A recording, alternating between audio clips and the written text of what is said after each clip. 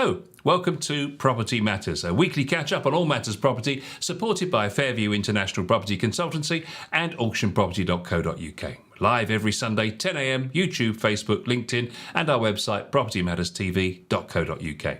If you're watching on the website, leave us a Google review, and if you're on social media, get involved in the comments section below and leave us your comments on the stories. If you've got any stories that you'd like us to discuss or any questions, hello@propertymatterstv.co.uk is the email address.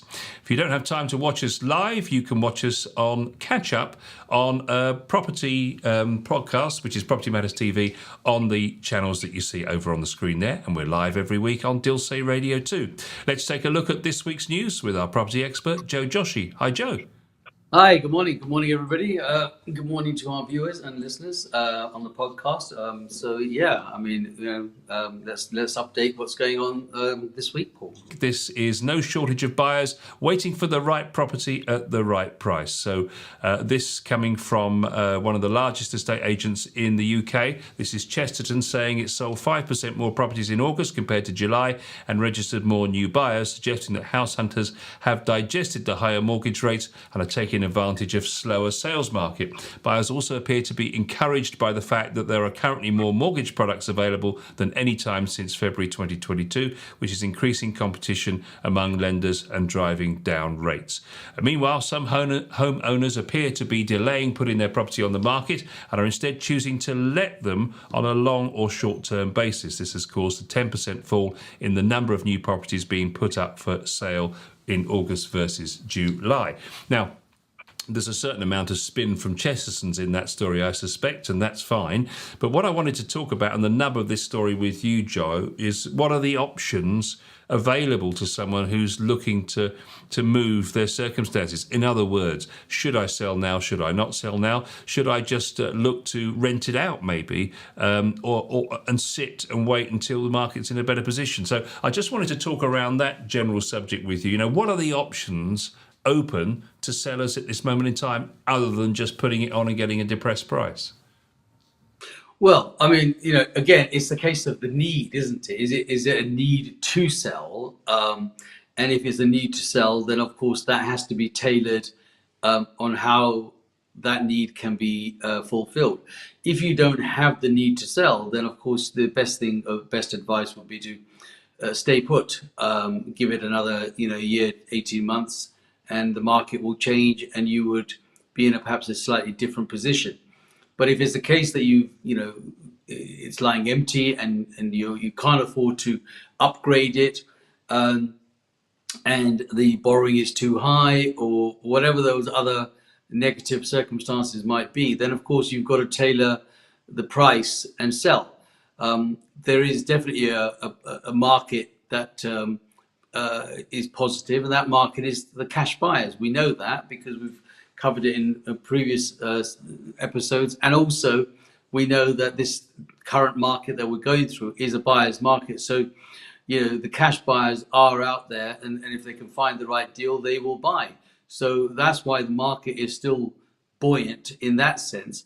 But the question is really, is it the right thing for the seller? The seller has to decide in their circumstances what it is. And so, for example, a lot of buy-to-let landlords are beginning to having to dump their properties, primarily because the rate on the buy-to-let was so high, it was beyond what income they were getting from their tenants. So they've given notices, they've vacated them, and they want to sell those. So the new people that are coming into that buy-to-let program are coming in with the new numbers in mind. So of course, they know that their borrowing to buy that is going to be high, and they also know that they've got the money to get it up to date, and they also know that the tenants that they are getting now are paying much higher rents. So it's almost sometimes easy to get out by selling and let somebody else have that problem and start afresh, and then utilize the money that's been locked in to become a cash buyer to go and perhaps buy and negotiate better. So there is an underlying market that continues to flourish, just because it's about understanding what that personal requirement is for each person. Of according to Chesterton's, just under a quarter of all people looking to sell in August decided that they would be more flexible on the pricing. But I guess that's understandable in a buyer's market. But I guess the trouble is then that puts the pain back on them, because if they're going to get less for their property, they're going to be looking in a market where they're going to have less to buy and maybe have to curtail their ambitions as to sort of size and area of properties that they're going to get. Yes, of course. I mean, if you're at a certain age group and you decide that you can downsize and move areas and locations, and the needs that are different, of course you can sell at a slightly reduced price because you've been put in that position to have to sell at the slightly reduced price, and therefore you've got lesser equity to go out, perhaps move further out and buy again. But like I said, it's really a case of, do you need to sell or can you hang out? And if you don't need to sell, then obviously you will stay where you are and weather the storm until such time as you've got enough equity back in it, or the market changes to become a seller's market as opposed to a buyer's market. But right now it is a buyer's market, and only sellers that are desperate to sell or need to sell will be in the market to sell, and they will have to take a discount in the cost in order to make sure that they attract the right buyers. Let's take a look at our next story then, Joe. The UK's housing market is increasingly being driven by older, affluent individuals already firmly entrenched in home ownership. It's the latest sign that younger generations are being squeezed out. Cost of living crisis, skyrocketing interest rates and stubbornly high house prices have made it increasingly hard for younger generations to move up the housing ladder, research from data science firm Outra reveals. The average age of those tipped to move home in the next 6 months has surged 3.5 years in just 12 months, amid signs younger households are being paralysed in their efforts to move home. That leaves the median age at 52.5 years old from 49 years old last year. Data indicates that every age band below the age of 45 is set to find it more difficult to move. The market is expected to be driven by older households, in particular those that already have significant equity in their property over the age of 55. So this suggests then, Joe, that it's going to be more frenetic in the larger house, like the 4-bedroom detached and above? Yes, so people that have had established homes for many years have got perhaps more equity in their property. So yes, you might be £500,000. To be perfectly honest, £500,000 is pretty much a norm now. I know the UK house price average across the UK is probably about 280,000. But if you look at it regionally, and if you look at it, where is the powerhouse? The powerhouse in the south, the average house price is going to be circa £500,000 to £1 million in some cases. And that is people that have been in that marketplace for a much, much longer period. And so there is equity in their property that allows them to utilize that equity to become the real buyers in the current market, which, does provide potentially that bank of mum and dad for the children. If they've got the equity in there to be able to do that. But the real question really here is the value of, or the cost of borrowing. So, roll back time, 6 months ago, the cost of borrowing was much, much lower, and people were happily refinancing and lending that money to their children for them to buy. Now it's the case of, can they afford to do it on that basis, or use the existing property, providing security, and then borrowing some of the money against that in order to perhaps either help the children or to invest themselves into a property that is then going to go up in value perhaps in the next 12, 18 months. And sometimes that extra value could be the reason why they withdraw it and sell it and use that money towards maybe the help for the children as a deposit going forward. So everybody has a strategy as to what they think they can make happen. But certainly the way I'd see it is that the people that have the equity have the power at the moment to negotiate and borrow, or not, in some cases not borrow, may have the savings at that age to be able to say, okay, well, we can afford to go and buy this and put a deposit down and so forth. I've recently shown people around many properties and flats where they are just looking to buy as an investment, but they have the cash. They are cash purchasers, and they have to. And under auction terms and conditions, most people that are going to buy need to know that they have the cash, or they have the ability to get the cash to conclude that deal at the right kind of money. Yeah, retiring boomers may be looking, they say, to move to a house in the country or a new life abroad, or downsize and pass on the wealth to the children, the millennials, of course, so that they can get on the ladder. The research shows that more than half of downsizers, 51%, have owned their home for over 20 years, and three-quarters, 75%, have owned it for 10 years.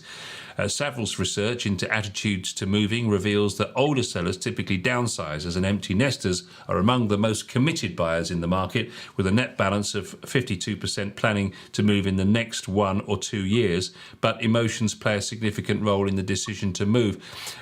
Altra suggests, the people who did this survey, that the housing market is now the preserver of the old and the rich. Do you think that's fair? Well, the question is, has it not always been of the old and the rich? That hold the portfolio, the bigger portfolios of properties that are rented out are obviously of the old and the rich. And they've been passed down in generations. I mean, I've dealt with a number of properties recently which were part of hand downs from a previous generation that had a portfolio of properties that they used to rent out. And they've now given to children, and so it's a continuation. So I don't think that's a new thing. It's a new thing in the current climate, because obviously it's a buyer's market. So the only people that are out buying are perhaps the over 50s, who have the ability to, and also have the equity and the capital to do so. But that will change soon. That will change again. It will become it will become a seller's market.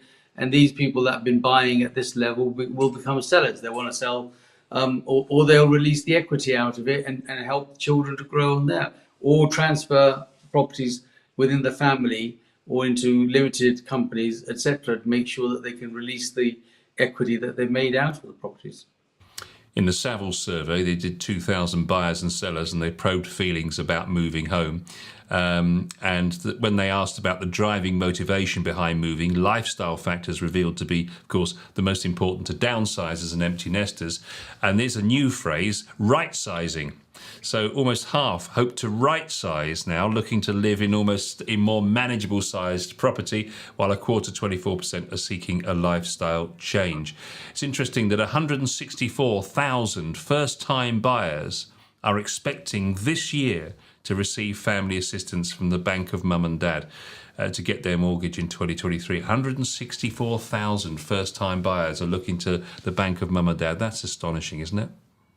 Well, it's a pretty precise figure. It just goes to show there's 167,000 property owners who've got equity in their property to be able to assist their children to do that. And that is the Bank of Mum and Dad. That's what's going to have to happen. It's the way the market goes. But what that really goes to show, in my opinion, is look what that investment in property has done for those families who are now in a position to be able to help those children. And long may it continue, because that's the only way young people are going to get onto the housing market, onto the property market. Because if it was all just, cornered by one sect, in other words, people just say, well, actually, I bought it, I'm not going to help you, then of course we will always have an issue with it. But parents will obviously help. And ultimately, we're not going to take this away with us. You have to remember this. The bottom line is we think we're here indefinitely. We're not. So, they're going to get it anyway, aren't they? So they may as well give it to them whilst they need it, rather than at the end when they've had to fight for it. And so I think it's the right way to assist the kids, but equally it's the right way for people that have got the money to invest with the future of just those things in mind. According to Savills, owner-occupiers aged 65 plus hold a record estimated 2.587 trillion of net housing wealth, in homes worth a total of 2.735 trillion, vast majority of which is held by mortgage-free homeowners. 2.038 trillion is mortgage-free, and this has risen by 1.111 trillion over the past 10 years. That's some... Yes, that's a few trillion all round, isn't it? Really? Yes, it's a huge amount of wealth in a very small a niche, isn't it? That's right. But I'll go back to my 4 or 5 points. We're an island. We can only go up or down. We can't expand. We're limited to what it is, and everybody wants to be here. And so that just goes to show why we are in trillions and trillions of worth and value in whatever shape or form somebody holds that property, whether it's cash free, cashed up, or total value. It is a area of high investment, security, and people will never ever stop coming from it. We in another 3 years, Paul, we'll still have this program to discuss the same discussions that we had and more. Because it is a lifestyle program. It is a lifestyle thing that we all live for. Property is, the top 5 subjects for everything. And just those numbers in trillions tells you the story in itself. And of course, the other point to take on board is that when these right sizers or downsizers, whatever we're going to call them now, when they do their right sizing, they of course are becoming cash buyers, aren't they? Well, they're releasing equity and they're looking to say, okay, well, right sizing is someone who's perhaps on their own now in a big house. It's always there. It's just a new word. It's never changed. It's just a new ism. Right sizing is a new ism for people who have got a big home on their own, sitting there and going, well, I've got all this equity. I've got all this headache. Now it's time for me to right size. I'll drop down. But the hardest thing for right sizers is compromising what they have, and that is a real challenge. So if you are sitting in a 2 acre very nice plush home, and then you're going to be looking at going into a flat or something like that, it's just a challenge. So those people are right sizing to perhaps smaller version of what they've got and releasing the equity that gives them their sound income for the time that they're going to live on, or to be able to be assisting children, grandchildren, and so forth in order to get onto the property ladder.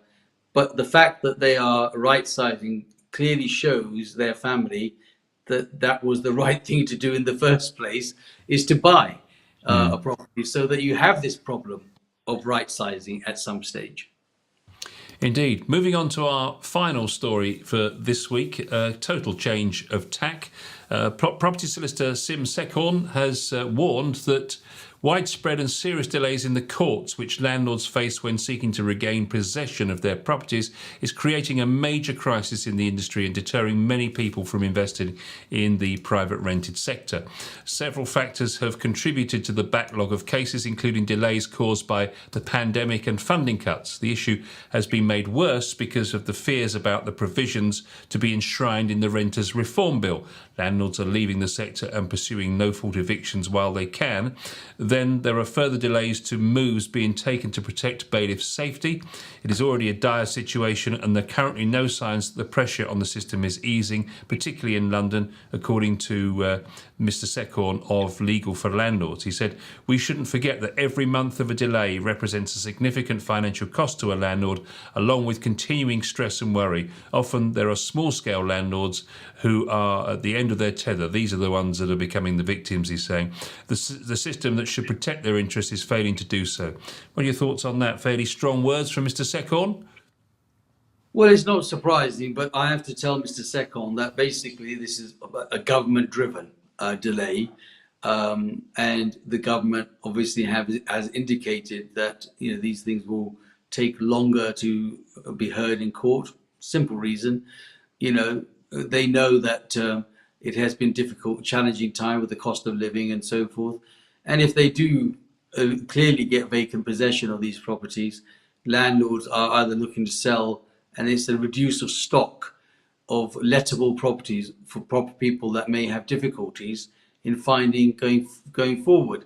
They're going to end up at the local authority's doorstep saying, well, I now need to be rehoused, and the local authority does not have available stock to be able to do that. So their view would be to delay this as long as possible, and long may the renters reform not come, in my opinion, because I think that it is going to really make it even more difficult for landlords going forward And that's the other reason. So if the government was to actually drop the idea of the renters reform and perhaps water it down a little bit, then the chances are that people wouldn't be rushing to try and get eviction. They would probably try and work together with them. But the renters reform bill is created the rush for more people wanting to have evictions, because they know that the minute the renters reform comes in, they are not going to be successful in getting vacant possession of their properties from the current tenants, who may be problem tenants in the first place. So I accept what Mr. Sekon is saying. I think he's right to point out that it is taking time. But I have to say it's taking time because the government has got themselves, into this situation where the cost of living has made it impossible for people to actually pay their rent or meet the amount of rent that is required. And most landlords on a buy-to-let, especially what are new landlords, are landlords that are having to, look for eviction because their mortgage rates have gone sky high in comparison to what they were actually getting in rentals. So it is again. I'll go back to the same thing, and I'll say, they've got to communicate with the tenants and the local authorities and try and find a solution to get more money so that they can keep them in. But it's the fact that they can't keep them in that makes them want them to vacate the property in the first place. He suggests that there is a geographical factor to this. So in London, not surprisingly, some of the London boroughs are particularly slow in this. Edmonton, Willesden, Croydon, Clerkenwell, Shoreditch, Stratford, Central London and Romford are places where landlords are experiencing the longest delays in his experience. He says many landlords are stuck. Their financial position is deteriorating and the misery is made so much worse because they don't know when the situation will finally be resolved. It's a fair point. Absolutely, and as like the reason for that position being solved is a time factor based on what we are currently feeding. And I know that I've had conversations with people, and they've said that obviously they have put a brake on courts pushing this forward primarily because they can't afford that backlash of all these people becoming homeless. What are they going to do with them? So they'll delay it. They'll delay it and they'll make it difficult. And the renters reform will do exactly that, Paul. That's the problem with the renters reform. You have to start to communicate. They don't want it to come to court. They want you to have an arbitration amongst yourself. And it's the last thing. And if you haven't got your case right, they'll throw it out. So you could be in an eviction process for 2 years in some cases, maybe more. And so that's why there's a rush now under the Section 21 notice policy. They can turn around and say, well, look, it's not working for me. You've got to go. And what the local authority will say to a landlord or a tenant is you stay put until you get eviction. Because without the eviction notice, we can't actually theoretically house you because we have to have an eviction notice. So it's a system. And that system will only be delayed because it needs to be delayed. Critics will say that actually, well, if you're having trouble, then you can apply for an accelerated possession order, which allows landlords to deal more quickly with difficulties in tenancies, such as unpaid rent, for example. Rather than having to wait for a court to process an application and evaluate the case, accelerated possession orders allow landlords to rectify issues more swiftly. Or do they? He points out that an accelerated possession process is a 14-day paper exercise. Or is it? The clock starts when you submit your possession claim with £355, of course, which is the admin fee. And that varies from court to court around the UK. So it could be a week or longer. Then another week or two for the court officer to serve the notice on the tenant. Then the tenant has 14 days to raise an objection. Here enters third-party advice.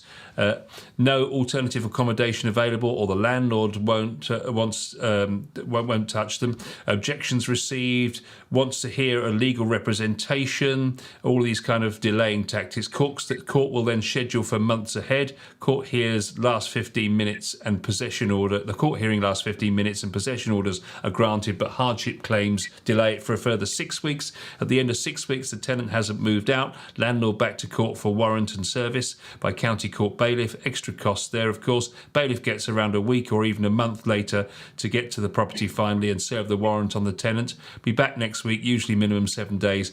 Better be out or we will be. Yeah. Yeah. So, I mean, it just goes on, doesn't it? Yeah, and so where is it? An express eviction. There is no such thing as an express eviction of 14 days because basically you're just starting a process a bit earlier, but it gets prolonged as the system goes on. So either way, it's going to take time. They're saying that the Renters Reform Bill really could be quite dangerous because they've already got, of course, the Renting Homes in Wales Act 2016. And he's saying there that if a court finds in favour of a tenant, which could be a technical objection, you cannot start proceedings again for another 6 months. They did, however, retain Section 21, which has now got another name, which requires 6 months' notice to expire, which equals 1 minimum year, plus all the above time that the tenant hasn't vacated, which can mean 2 years to get the tenant out. It's no wonder that landlords have had enough. That's right. That's right. And as I said, the system has been delayed because it needs to be delayed. What are they going to do with all these people? So, they must learn to communicate with their landlords and tenants in order to make sure that you don't get to this stage. It's when they stop that communication and people stop paying rent, and perhaps their rent is being paid by the local authority or they've lost a job.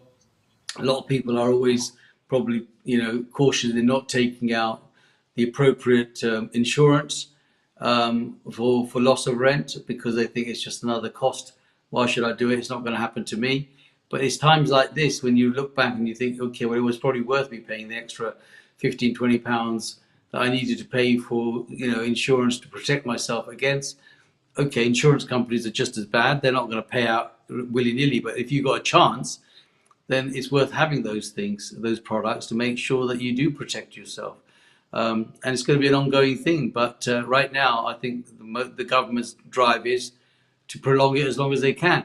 I just hope that this renters reform doesn't come in, because then we are really going to have an issue on our hands. Yeah, what he says finally on all of this, of course, is the fact that during this time, the landlord's often not getting a penny in rent, and there's never any hope of seeing it even with a court order. So his suggestion is that really don't go into buy-to-let unless you've got very deep pockets, because what do you say to your mortgage lender when you can't keep up the mortgage repayments? Well, they're going to repossess it, and they have a position as well. The problem the mortgage company has is as long as there's a tenant sitting in there, they still got to go through the same process in evicting that tenant in order to have vacant possession to be able to sell it. They can't sell it. Well, I suppose they could sell it with a tenant as an investment. But what investment is there if the tenant isn't already paying their monthly payment? So they're not going to get the market value. So it's a lose-lose situation all across for both the lender and the borrower. And the only winner is going to be the tenant that's sitting there, who may have sat there for the last year, not paying a single penny, but under the rights that they have, are happy to sort of carry on living there for free. I think, well, we've got an election coming up, of course, as we reveal on our programme last week. The 44%, I think it was, of people say that that the housing situation is going to affect the way they vote. So we're going to have an interesting, probably 18 months going ahead in the property industry. Joe, how do you see it panning out? Well, I see that the autumn budget. I'm expecting positive stuff for the housing market. Certainly for the first-time buyers, I'm expecting that the right to buy, the support that the government will provide will come back into it. Help to Buy scheme, sorry, and I'm hoping that is open to not just new builds. It's open to older properties. The percentages are right, and people buy into that. And I'm hoping that the first-time buyers get a chance to get on the housing ladder. If it doesn't start with them on the first run, then the whole thing becomes stalemate. It does get so, okay, there is another access, which is buy-to-let, but then it means that these tenants will forever be renting and not have the chance to buy their home. And I know that most people have a wish to own their own home, and so hopefully that's what we will see going forward in 2024. And of course, the rumour, if it's true, that Rishi is considering easing capital gains tax with a view to actually phasing it out. So should be interesting times, I think. Yeah, well, I think, like I said, well, we know that the government will do what it can. And I've said before in our previous programs, we are a pawn in the game and we will be used in order to do that. But, when it comes to property, I don't think that we actually mind being used, because if it means that the government is supporting a scheme to help first time buyers get on the run of the property ladder, then long may that exist and long may that continue. It's when that stops that it makes it difficult for other people. But we know that investment in property, whether it's just to live as a home or as an investment in property to make money on, is a good thing. And on that note, I think we'll leave it there for another week. Time has beaten us once again. Join us again for another Property Matters very soon.